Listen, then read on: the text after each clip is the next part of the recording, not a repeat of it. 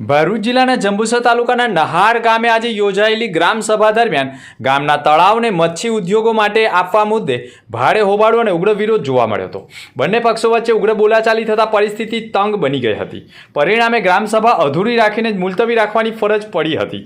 કોઈ અનિચ્છનીય ઘટના ન બને તે માટે પોલીસનો ચુસ્ત પોલીસ બંદોબસ્ત ગોઠવાયો હતો। નોંધનીય છે કે પૂર્વ કેબિનેટ મંત્રી છત્રસિંહ મોરીના વતન એવા નહાર ગામે છેલ્લા અંદાજે 70 વર્ષથી સમરસ ગ્રામ પંચાયતની પરંપરા જળવાઈ રહી છે અને સતત 14 ટર્મથી ગ્રામ પંચાયત સમરસ રહી છે।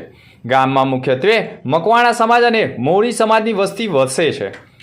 ગામનું તળાવ છેલ્લા 21 વર્ષથી મચ્છી ઉદ્યોગો માટે આપવામાં આવતું રહ્યું છે।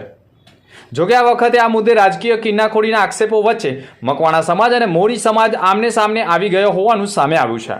ગ્રામસભામાં બંને પક્ષોએ પોતપોતાના મત અને વાંધા ઉગ્ર રજૂ કર્યા હતા।